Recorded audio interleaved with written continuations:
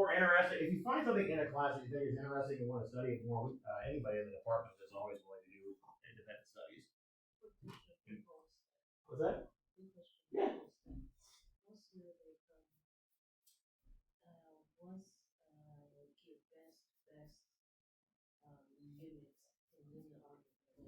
What's my favorite? Yeah. Oh, it's hard to pick in linear because there's so much good stuff. The vector space stuff is the most abstract stuff that we'll do, and we're actually going to start that in the next chapter. But again, with the vector space stuff, it's the most applied stuff as well, because the stuff that we do in the vector space chapter applies to when you're doing solutions to differential equations, for example. So there's lots of applied stuff in there. The eigenvalues and eigenvectors stuff that we'll talk about, and I don't remember what chapter number it is in this book, is also very applied. It's also very interesting. We'll talk a little bit about today about how we can calculate eigenvalues and eigenvectors. But one of the reasons why I like that particular material is because of its applicability. When I was at my former institution, I had a group of students doing a senior project that, so in Indiana, Evansville was down, I worked at the University of Evansville. Evansville is down in the southwest corner of the state. For years, there was no direct interstate that connected Evansville to Indianapolis. So there was a lot of traffic that would go, so you have to go over to Terre Haute and down, and if you're not familiar with Indiana geography, that's fine. But anyway, what they did for their senior project was look at how much better the state would be connected if they did the Interstate 69 connection between Evansville and Indianapolis, created matrices that had all these roots, and used eigenvalues and eigenvectors to analyze the connectivity. You can also do something that's called Markov chains, which we skipped over in chapter 2, but you use, and I hope we'll get back there when we talk about eigenvalues and eigenvectors. You can analyze long-term behavior through eigenvalues and eigenvectors. In that case, doing a limit in some sense of what's referred to as a stochastic process, or basically just probabilistic from going from one state to the next. You can analyze things like Price is Right games, for example. So if you want a really interesting Price is Right analysis, you can go check the other Dr. Stickles. She wrote an article about using Markov analysis to analyze the three strikes game of the Price is Right. If you're not familiar with the three strikes game, played for a car, they put in the digits of the car and 3 strikes into a bag. You try to draw out the digits and then guess where they are in the price of the car. Do that before you get 3 strikes. You win the car, you get 3 strikes, and you're out. And you lose the car. So she did an article on that. Appeared in Mathematics and Computer Education Journal. I can't remember what year off the top of my head, but so I like Markov chains too, because that stuff's so. I'm a nerd. I like math. I'm sorry. I go to conferences and talk to other people about math.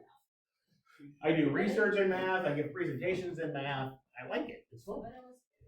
Yeah. No. Linear is fun. I'm an algebraist, so lots of things in linear I like. So anyway, you got me distracted for a good 8 minutes this morning. Good job. What's the calculus equivalent of algebraist? What's an analyst? Okay. Yeah. So analysts do calculus on steroids.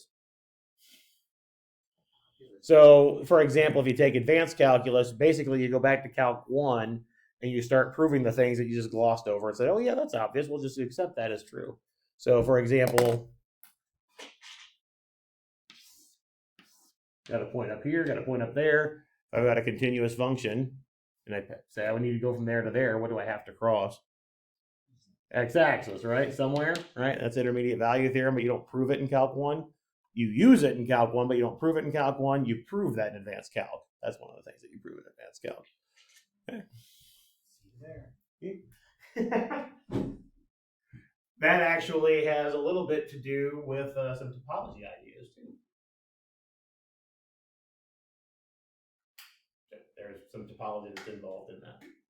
And one of the other things you talk about in Advanced Calculus is what's referred to as the topology of the rail line.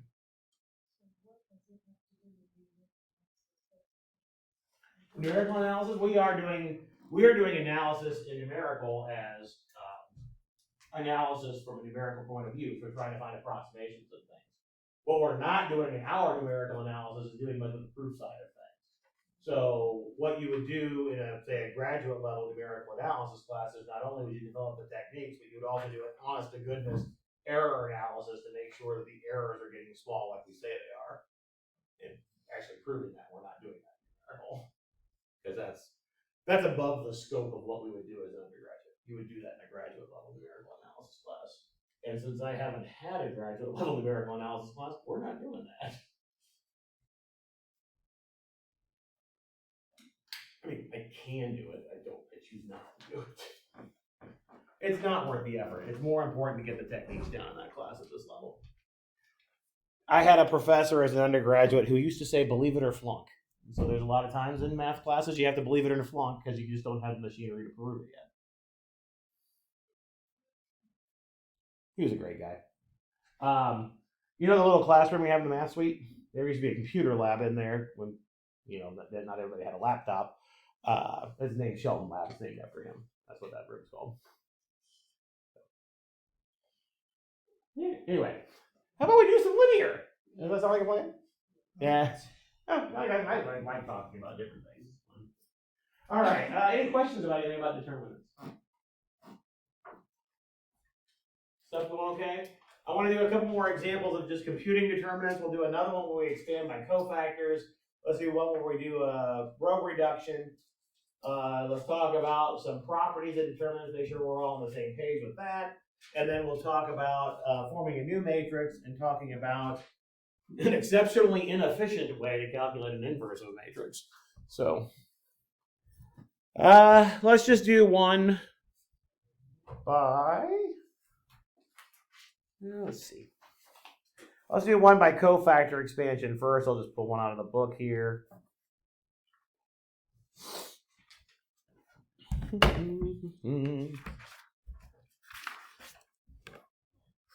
This is number, what's that one with some with the zeros in it?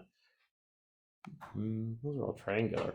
I'll just make one up. Let's say you're asked to do the determinant of, let's say, 3, -2, 5, 1, 0, 2, 4, 0, -3, 1, 5, 0, and let's do 4, 8, -6, 0.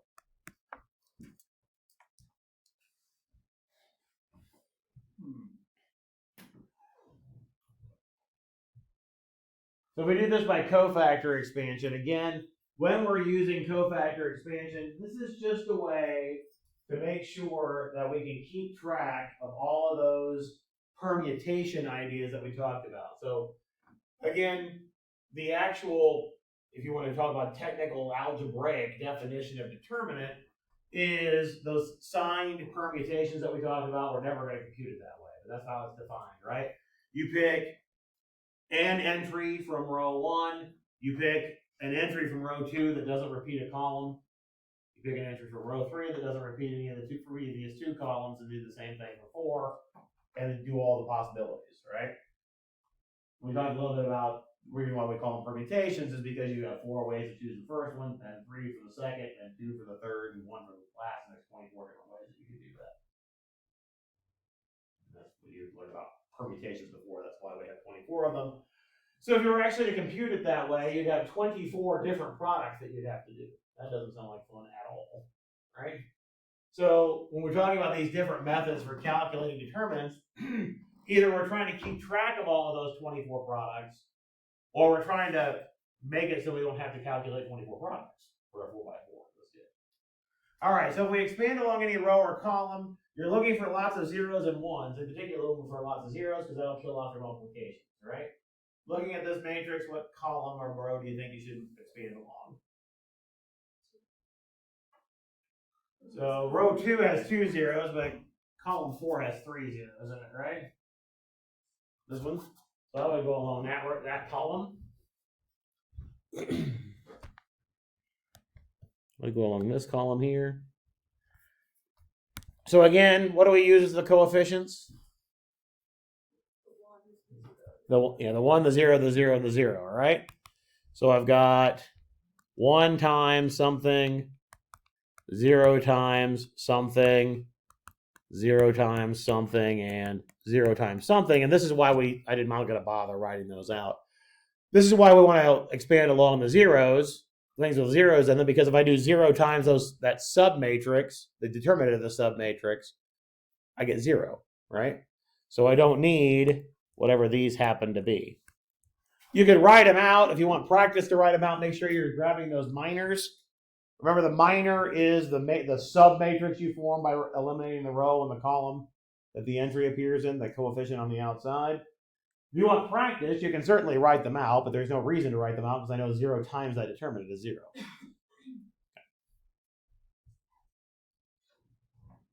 The submatrix is associated with 1 here.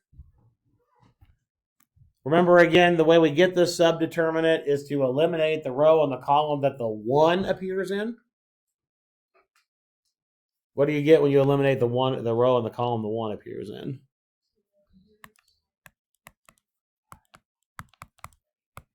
Good. Yeah. Everybody okay with that? There's one more thing we have to do. Is that what you're going to ask me? Yeah, okay. What's the thing I haven't done yet? The signs, right? Remember that it's not enough to just put these coefficients here. I also have to keep track of the signs of those things, right? Because, pardon me, again, determinant is sum of signed permutations. I need a way to keep track of what the signs are for each of the permutations that we're doing. Okay. So again, if we think about sign board, I like to think about sign board.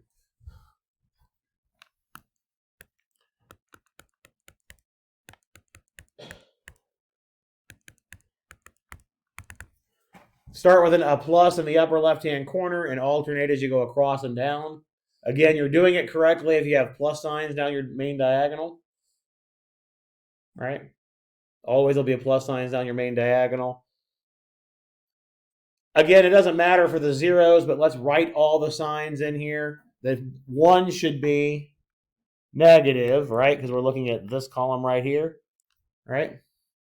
The 1 should be negative, and then we alternate. So that 0 would be positive. Technically, that 0 is negative, and that 0 is positive. Once you figure out where you're starting, it's going to alternate across, right? That okay? Is that what you were going to ask me, Devin? I didn't mean to cut you off, but I figured that was what you were going to ask me. Yeah, I purposely left it off till the end. Reinforce it. Stupid water bottle, like the drill. All right. So far, so good? Now, the next one, there's not a lot of benefit for one or the other. There's 1 0 in there, so I probably want to use it. But notice there's not much difference of using the first row or the first column. Which one you want to do? First row? Sure. Doesn't matter.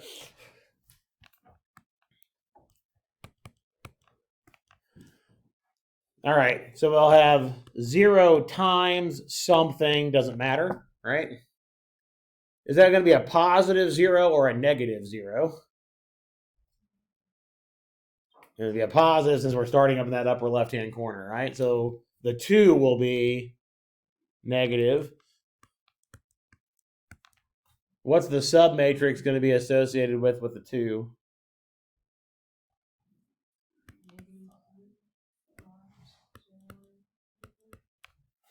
Yeah, good. Everybody see that? All right. Then finally, the last one will be a +4 or a -4. Plus, good. And then the submatrix for that one. Good. -3, 1, 4, 8. And don't forget your minus sign out in front here for that -1. So I've got the parentheses around the whole thing with that minus out in front. That came from the -1.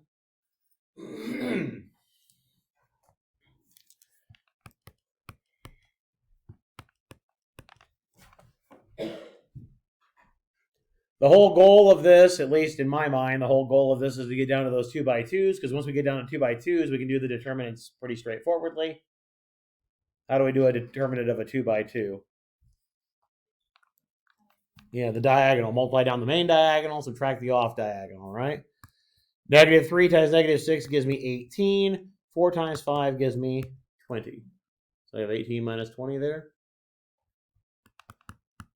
And the other one, we've got negative 3 times 8 is negative 24 minus 4.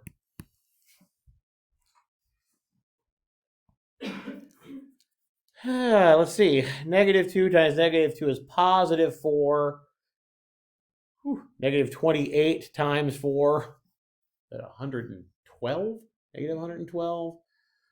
So I get a negative 108, but it'll be negative out in front, so I get 108. If I did my arithmetic right.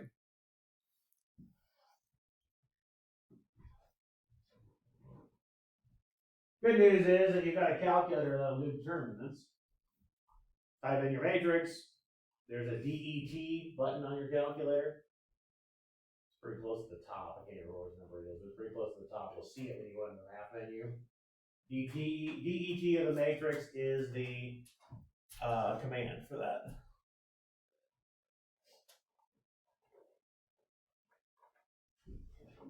Okay. We okay with expansion, my minors? Is that okay? Let's do another one with row reduction.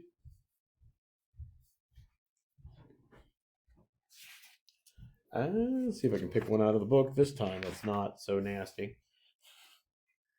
Let's do, this is number 30. I don't think we have done this one yet. On page 124.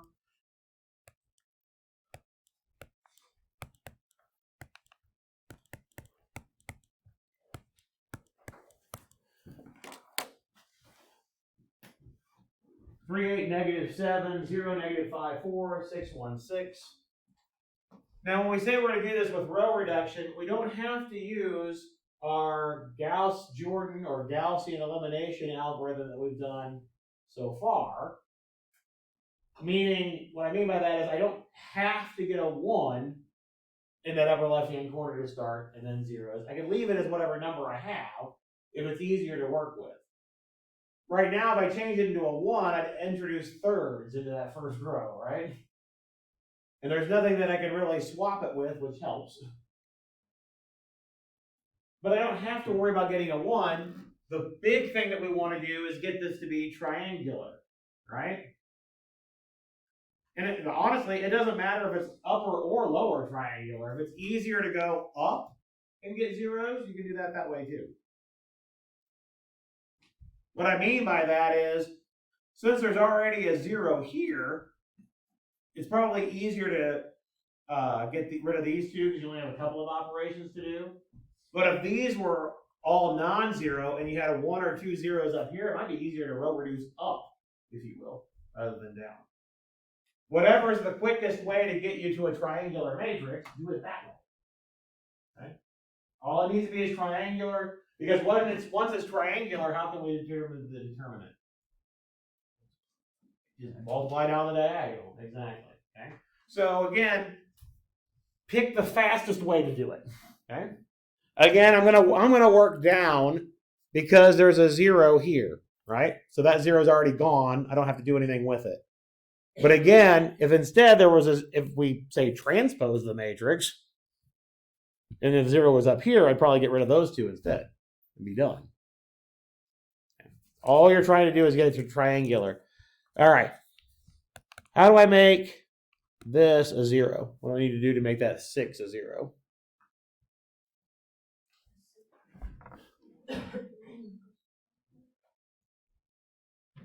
Okay. Yeah, let's do negative 2 row 1, added to row 3 and replace row 3. That'll make it a 0. What does that do to the determinant? Nothing. Good.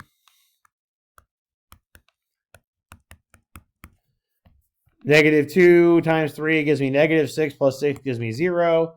Negative 2 times 8 is negative 16. Plus the 1 is negative 15. Negative 2 times negative 7 is 14. Plus the 6 gives me 20.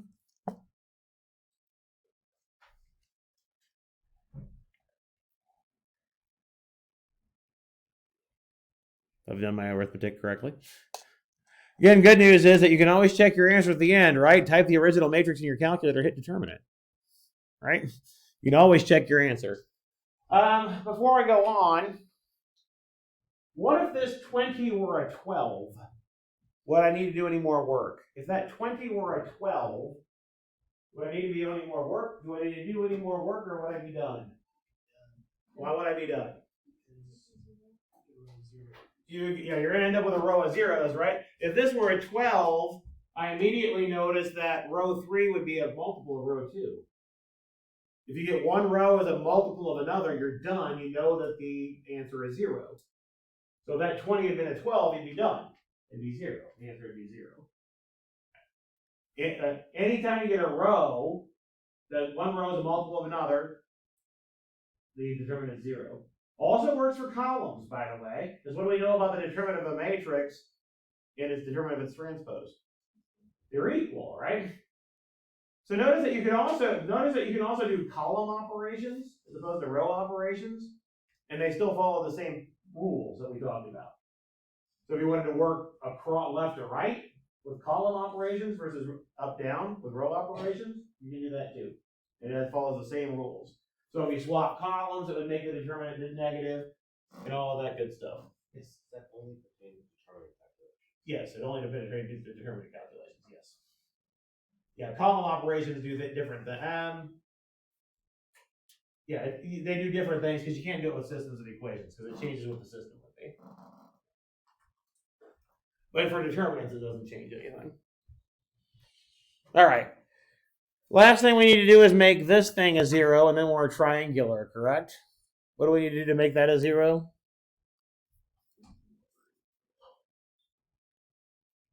I think I need to work. I want to work off of this one because if I use row 1, I know it's going to make that not a 0 anymore.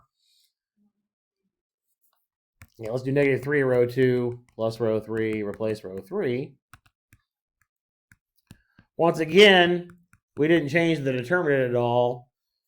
The last row becomes 0, 0, and then -3 times 4 is -12 plus 20 gives me 8. Let's erase that and rewrite it so you can actually read the handwriting. So we've gotten this down to triangular matrix in 2 steps using 2 row operations that didn't change the determinant at all. Now it's triangular, so how do we calculate the determinant? Just multiply down the diagonal. 3 times -5 times 8, -120.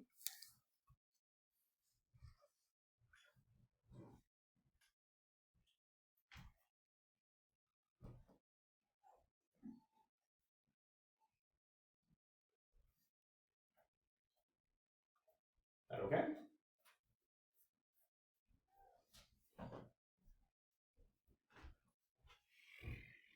All right. So like I wanted to do another example of playing around with these things and making sure that we knew how to calculate determinants with both methods.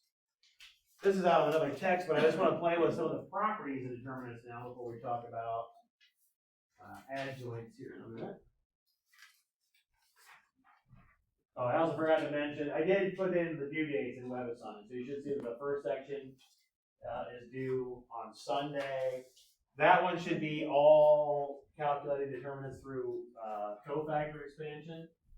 The section 3.2 I may do on Tuesday.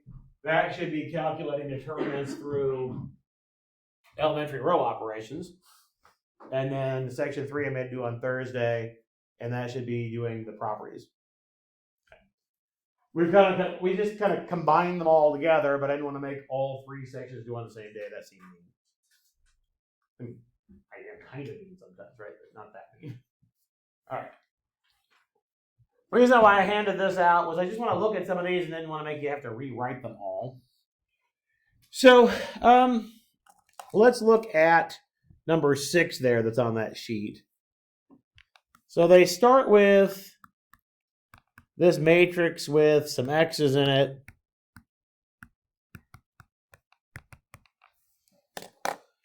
And they said without directly evaluating that determinant. So what I mean is rather than trying to do an expansion by cofactors or do row reduction to try to figure out the determinant, it says verify that if you put in 0 for x and put in 2 for x, you get a 0 determinant. Okay. By the way, notice that those should be the only two values of x that make this equal to 0. If we were to multiply this all out, notice that, for example, if you expanded along this row in calculating your determinant, the third row, notice that your x squared and your x would not get multiplied together, right? So you would end up with a degree 2 polynomial. Degree 2 polynomial could only have 2 roots. So there can only be 2 solutions to this. So what it's saying is, verify that if you put in 2 or put in 0, you really do get a 0 determinant. 0 is the easier of the two. If you put in 0 for x, what is your first row? Yeah, 0, 0, 2. Put in, and then the bottom row is 0, 0, negative 5. What did I just tell you about rows that are multiples of each other? What do you know about the determinant? There's 0, right? If I have 0, 0, 2 for my first row, then the third row is negative 5 halves of the first row. They're multiples of each other, right? So right away, if you put zeros in for your x's, I see row 3 and row 1 are multiples of each other. The determinant is 0. Agree? Well, what about if you put in 2 for x? What do you see? Well, what determinant do you get if you put in 2 for x? 4, 2, 2, and then you've got 2, 1, 1, 0, 0, negative 5, right? What do you notice there? Yeah, the first and second row are multiples of each other, right? If I do 2 times the second row, I get the first, don't I? Okay. So these two here are what's telling you the determinant is 0. In both cases, it's that you've got rows that are multiples of each other. When you put in 0, 1 and 3 are multiples of each other. When you put in 2, 1 and 2 are multiples of each other. So they both make it 0. And again, since we can recognize that the only thing we would get out of this is a quadratic polynomial, those are the only two values that make it 0. So for every other x, the determinant would be 0. It would be non-zero. So for every other x, the matrix would be invertible. Remember we talked about that last time? Determinant not 0 makes it invertible. So one of the things we're going to talk about here in a little bit is what makes a matrix not invertible, and that's what we refer to as those eigenvalue things. So we're going to talk about that here in a little bit, but not right this second. That one okay? All right.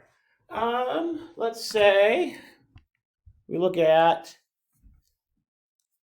7, right below it. Again, it says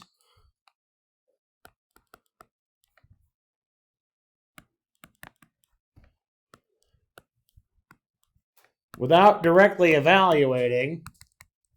And what that means is don't go through all the cofactor expansion, don't go through all the row reduction, but you might need to do a little bit of computation to see it. So it says without directly evaluating, show the determinant is 0. The easiest way, I'll say the second easiest way to see that a determinant is 0 is that one row or one column is a multiple of another row or column, depending on which way you're looking at it. The easiest way, of course, is if it has a row of zeros, right? Okay. Second easiest way is there one row that is a multiple of the other row? Now, probably the easiest row to recognize that something is a multiple of it would be recognizing that a row is a multiple of 1, 1, 1, right? If it's a multiple of 1, 1, 1, what would we say about the 3 entries in the other row? They would have to be what? Equal, right? Can you do a row operation on this row operation is all we're going to need. Can you do one row operation on this matrix and see a row that has all 3 entries equal? Yeah. What can you do? Add row 2 to row 1. Fantastic. Yeah, if you add row 2 to row 1, what happens? What is everything in the first row going to be? A plus B plus C, right? So if you do row 2 added to row 1, replace row 1, that's going to equal the determinant of A plus B plus C. Ooh, hey. A plus B plus C, A plus B plus C in that first row.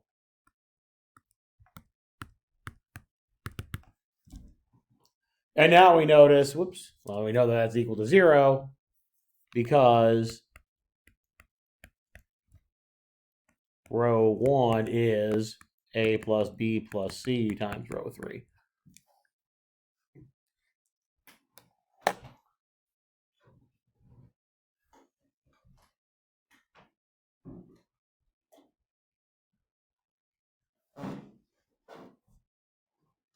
So again, like I said, this is probably the second easiest way to see that a determinant is 0. The easiest way, of course, is got a row of zeros, right?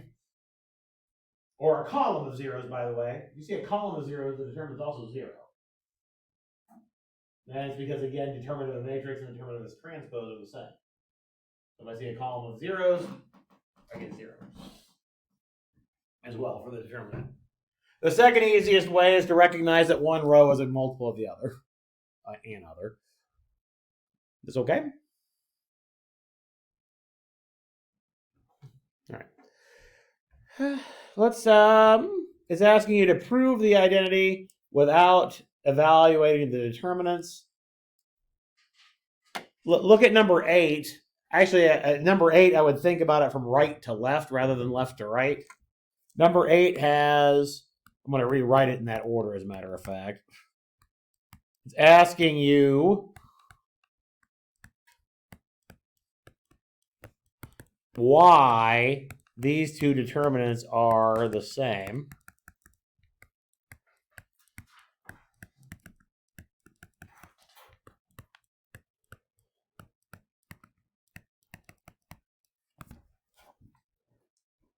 Think about it in terms of row operations or column operations, right? Either or are okay when you're talking about determinants. Think about row operations or column operations that have been done from one to the next. Maybe more than one, but think about what row operations or column operations you could do to get from one matrix to the other. And I think this one makes a little bit more sense to look at it from right to left, or from your right to left that's written on the paper there. How do they get from the matrix that's on the left to the matrix that's on the right? I think you're going to need 2 row operations to do it, or column operations to do it. Yeah, add column 1 to column 3. That'll put A1 plus C1 and A2 plus C2 and A3 plus C3 in column 2, or column 3, sorry. Then do what? Yeah, take column 2 to column 3 after the result, right? So do column 1 plus column 3, replace column 3, and column 2 plus column 3, replace column 3. Again, same rules for how it changes the determinant apply to column operations like they do for row operations. This is just like what we talked about, taking a constant multiple of a row and adding it to another row. Same idea with columns, doesn't change the determinant. That makes sense? Not too bad? Okay. What about number 9 here? A1 plus B1, A1 minus B1, C1. And then likewise for the others.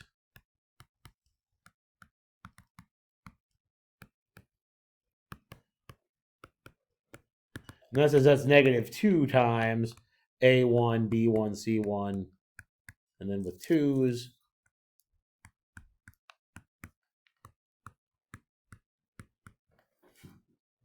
getting in a hurry writing them down. My handwriting is getting sloppier.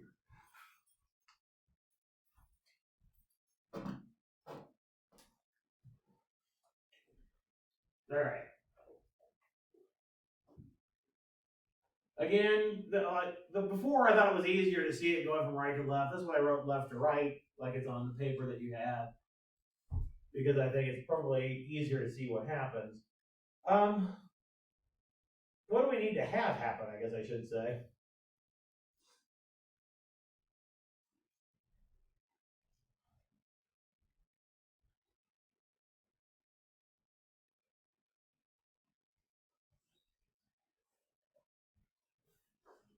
Mainly, I'm trying to get rid of the plus signs and the minus signs that are in there, right?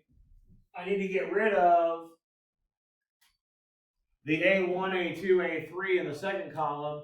I need to get rid of the B1, B2, B3 in the first column.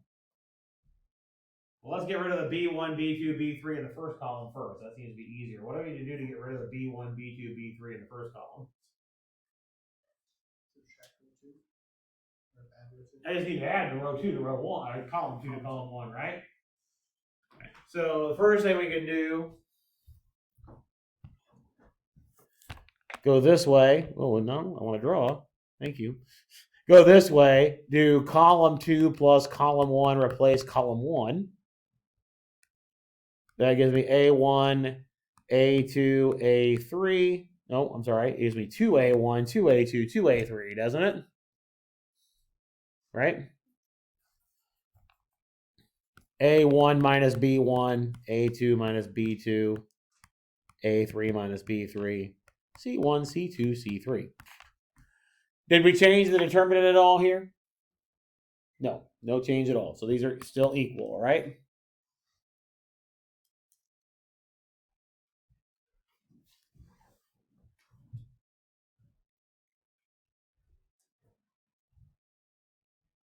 I also want to, well, let's get rid of the 2, because that doesn't look like the other one, does it?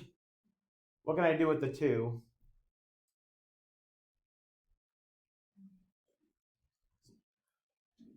Yeah, we can take it out. Much like we talked about taking a constant out of a row and pulling it in front of the determinant. Same idea here. I can do it with a column.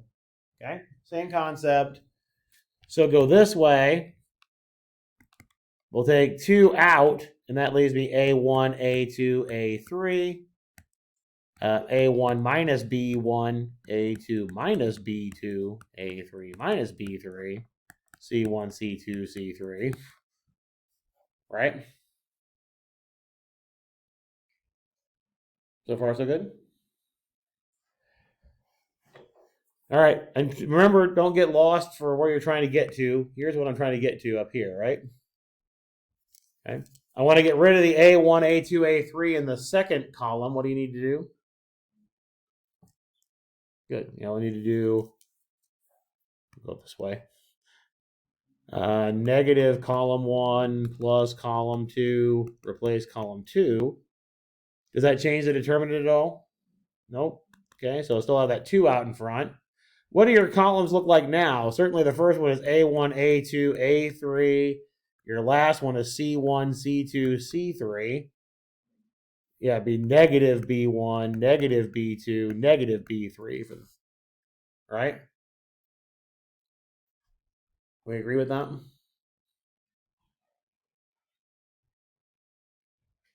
Yeah. So then to go show the equality to get back to here, there's with a big circle. I know it's not nice for your notes. Hope don't ever do that when you teach. Illustrating bad things to do on the board. If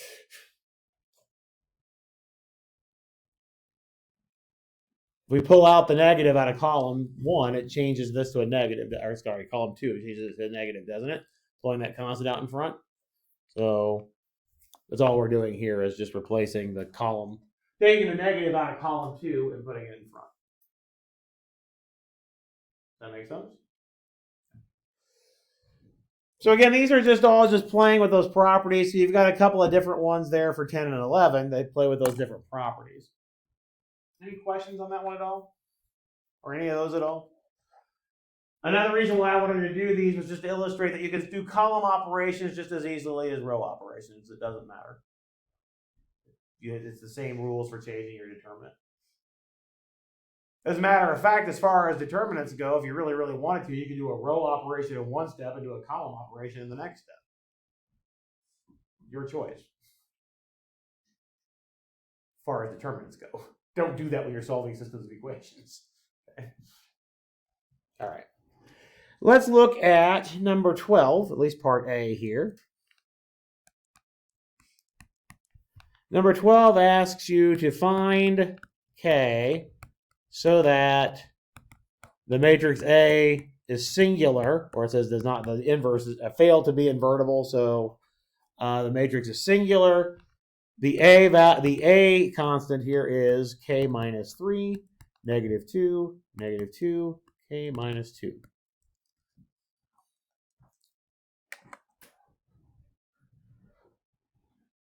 Remember, singular means no inverse.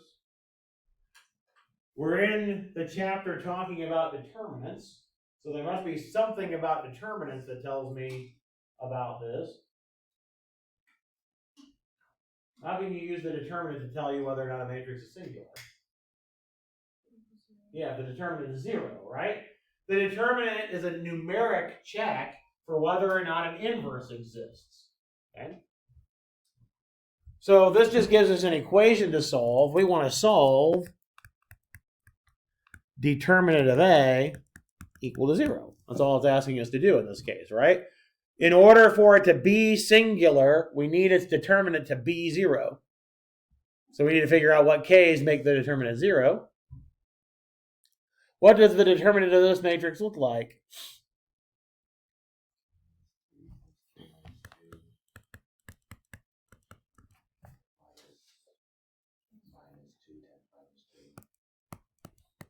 Okay. Yep. So multiplying your main diagonal, you get the k minus 3 times k minus 2. Multiplying your off diagonal, you get a positive 4, but remember you subtract that product, so it's still minus 4 there. Now I need to multiply this out and refactor, right? The way it sits right now, it's not very easy to solve. K squared minus 5k plus 6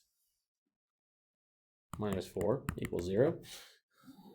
I multiply that out, right? K squared minus 5k plus 2 equals 0. That wasn't very nice of them. Because now I got to use quadratic formula to figure out what k is.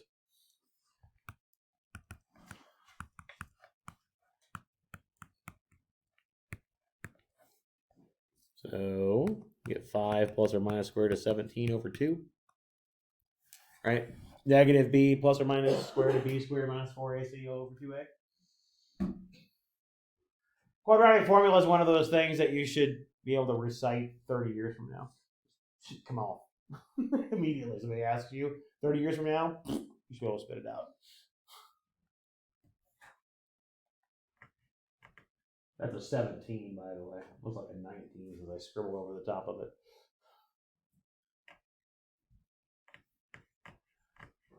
That one okay? Now, one of the things to notice about this, and I'm going to do this real quick in 2 minutes. Notice it looks like we've done something here with a variable down the diagonal. Let's look at number 14. Yeah, it's number 14 real quick, part A.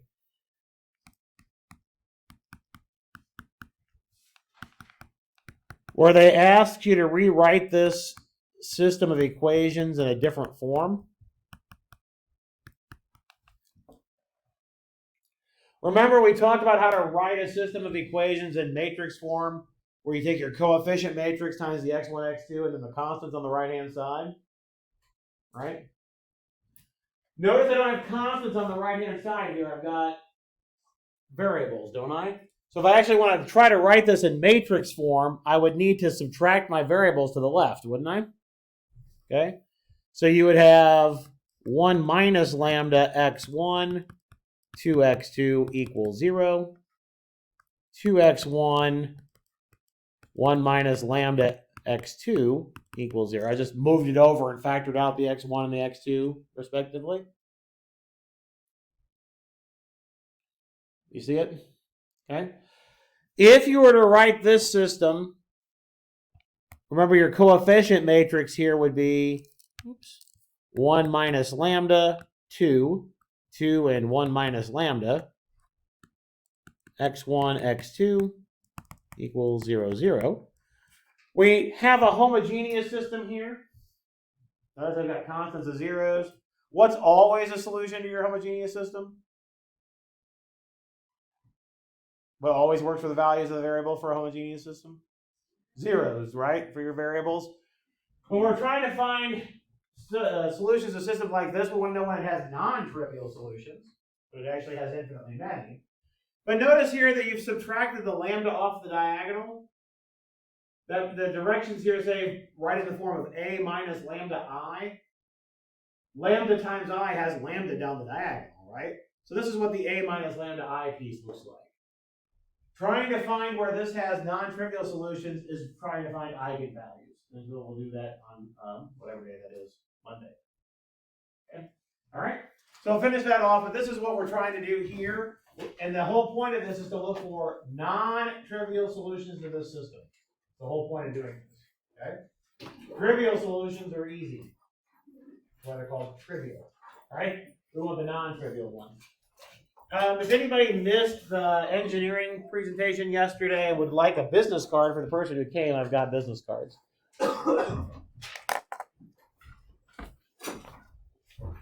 If you don't care, you don't have to take one, but I've got them if you want one.